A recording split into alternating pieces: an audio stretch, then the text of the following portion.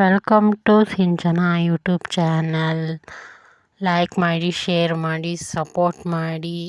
ಹಾಗೆ ನಾನಿವತ್ತು ಏನು ಹೇಳ್ಕೊಡ್ತೀನಿ ಅಂದರೆ ಸ್ಯಾಂಡ್ವಿಚ್ ಹೇಗೆ ಮಾಡೋದು ಅಂತ ಹೇಳ್ಕೊಡ್ತೀನಿ. ಮತ್ತು ಅದಕ್ಕೆ ಏನೇನು ತರಕಾರಿ ಬೇಕು ಅಂತಲೇ ಹೇಳ್ತೀನಿ. Carrot, onion, cheese, paneer. ಮತ್ತು ಅದಕ್ಕೆ ಅಂತ ನಾನು ಒಂದು ರೆಡಿ ಮಾಡ್ಕೊಂಡಿದ್ದೆ. ಫಸ್ಟ್ ಬಾಣಲಿ ಹಾಕಿ, ಎಣ್ಣೆ ಹಾಕಿ, ಈರುಳ್ಳಿಯನ್ನು ಹಾಕಿ ಚೆನ್ನಾಗಿ ಫ್ರೈ ಮಾಡ್ಕೋಬೇಕು.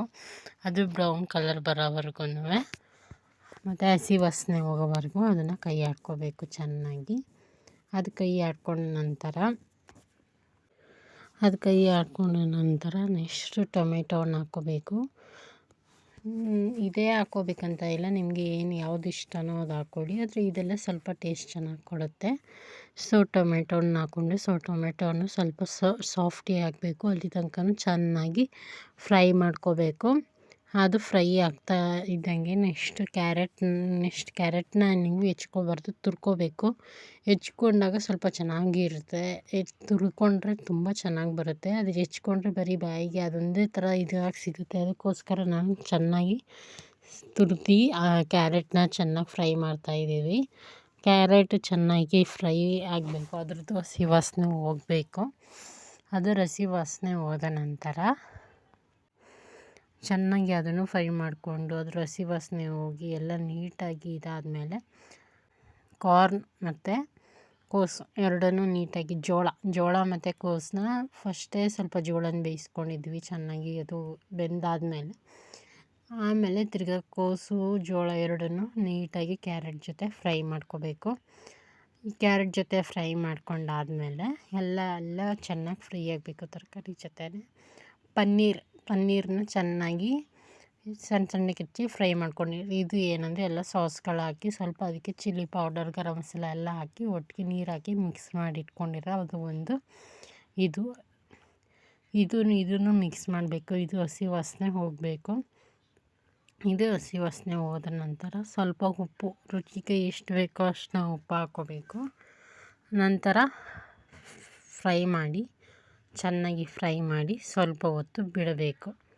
ಅದಾದ ಮೇಲೆ ಒಂದು ಬ್ರೆಡ್ ತೊಗೊಂಡು ಅದಕ್ಕೆ ಬೆಣ್ಣೆನ ನೀಟಾಗಿ ಹಾಕಿ ಚೆನ್ನಾಗಿ ಮಿಕ್ಸ್ ಮಾಡಬೇಕು.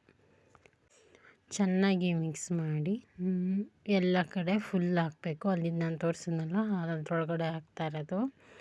ನೆಕ್ಸ್ಟ್ ತರಕಾರಿ ಎಲ್ಲ ನಾವು ಮಾಡ್ಕೊಂಡಿದ್ದೀವಲ್ಲ ಸ್ಟಫಿಂಗ್ಗೆ ಅಂತ, ಅದನ್ನು ಹಾಕಿ ನೀಟಾಗಿ ಅದಕ್ಕೆ ಫುಲ್ಲು ಫಿಲ್ ಮಾಡಬೇಕು. ನೋಡಿ ಈಗ ಆಗ್ತಾಯಿದೆಯಲ್ಲ ಅದೇ ಥರ ಮಾಡಬೇಕು.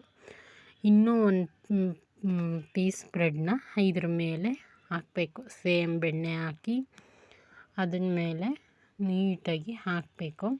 ಹಿಂಗೆ ಚೀಸ್ ಹೇಳಿದ್ವಲ್ಲ, ಚೀಸು ಈಗ ಇದ್ರ ಮೇಲ್ಗಡೆ ಉದುರಿಸ್ಕೋಬೇಕು. ಆಗ ಸ್ವಲ್ಪ ಬಿಸಿ ಮಾಡಿದಾಗ ಚೆನ್ನಾಗಿ ಟೇಸ್ಟಾಗಿ ಸಿಗುತ್ತೆ. ನೋಡಿ ಅಲ್ಲಿ ಈ ಥರ ಉದುರಿಸ್ಕೋಬೇಕು ಮೇಲೆ. ಇದ ನಂತರ ಆ ಇನ್ನೊಂದು ಬ್ರೆಡ್ ಇರುತ್ತಲ್ಲ, ಆ ಬ್ರೆಡ್ನ ಅದ್ರ ಮೇಲೆ ಹಿಂಗೆ ಹಾಕಿ ಇಡೋದು. ಈಗ ಇದನ್ನು ಆನ್ ಮಾಡಿಬಿಟ್ಟು ಇದ್ರ ಒಳಗಡೆ ಹಾಕಬೇಕು. ಇದಿಲ್ಲ ಅಂದರೆ ಮಾಮೂಲಿ ಪ್ಯಾನಲ್ಲೇ ಬೇಯಿಸ್ಕೋಬೋದು, ಏನಾಗಲ್ಲ. ಎಣ್ಣೆ ಅಥವಾ ತುಪ್ಪದಿಂದ ಮೇಲ್ಗಡೆ ಹಿಂಗೆ ಹಾಕಿ, ಈಗ ತುಪ್ಪ ಬೆಣ್ಣೆ ಎಲ್ಲ ಹಾಕಿದ್ಮೇಲೆ ಎಣ್ಣೆನ ಇದ್ರ ಮೇಲೆ ಹಿಂಗೆ ಹಾಕೋಣ. ಎಣ್ಣೆ ಅಥವಾ ತುಪ್ಪ ನಿಮ್ಮ ಆಪ್ಷನಲ್. ಒಂದು 5 ನಿಮಿಷ ಇದನ್ನು ಫ್ರೈ ಆಗೋಕ್ಕೆ ಬಿಡಬೇಕು. ಈ ಥರ ಸ್ವಿಚ್ ಆನ್ ಮಾಡಿ ಸ್ವಲ್ಪ ಹೊತ್ತು ಅದನ್ನು ಬೇಯೋದಕ್ಕೆ ಬಿಡಬೇಕು. ಇದು ಆಗೋಷ್ಟರಲ್ಲಿ ಇನ್ನೊಂದು ಮಾಡೋಣ ಅಂದ್ಬಿಟ್ಟು ಇನ್ನೊಂದು ಮಾಡ್ತಾಯಿದ್ದೆ. ನೋಡಿ ಇದಾಯಿತು, ಒಂದು ಕಡೆ ಬೇಯಿತು. ನೆಕ್ಸ್ಟ್ ಇನ್ನೊಂದು ಕಡೆ ಬೇಯಿಸೋಣ. ಆನ್ ಮಾಡಿದ್ದೀವಿ. ಅದು ಬೇಯ್ತಾಯಿದೆ. ಇನ್ನೊಂದು ಕಡೆ ರೆಡಿ ಆಗ್ತಾಯಿದೆ ಇನ್ನೊಂದು. ಈಗ ಇದ್ರ ಜೊತೆ ಸಾಸ್ ಜೊತೆ ನಂಚ್ಕೊಂಡು ತಿಂದರೆ ತುಂಬ ಚೆನ್ನಾಗಿರುತ್ತೆ ಸ್ಯಾಂಡ್ವಿಚ್ಚು. ಈಗ 2 ಕಲರ್ ಬಂತು, 2 ಸೈಡ್ ಬೆಂದಿದೆ. ಇದನ್ನು ಇನ್ನೂ ಒಂದು ಪ್ಲೇಟಿಗೆ ಹಾಕ್ಕೋಬೇಕು. ಈಗ ನೋಡಿ ಇದು ಅದೇ ಥರ ಇನ್ನೊಂದು ಸ್ಟಫಿಂಗ್ ನಡೀತಾ ಇದೆ. ಇದು ರೆಡಿ ಆಯಿತು. ಇದನ್ನು ನೀಟಾಗಿ ಎತ್ತಿಡಬೇಕು. ಇನ್ನು ಎತ್ಕೊಂಡು ಇನ್ನೊಂದು ತಟ್ಟೆಗೆ ಹಾಕ್ಕೊಂಡ್ವಿ. Thank you for watching my YouTube channel. Like ಮಾಡಿ, ಶೇರ್ ಮಾಡಿ, ಸಪೋರ್ಟ್ ಮಾಡಿ. Thank you guys.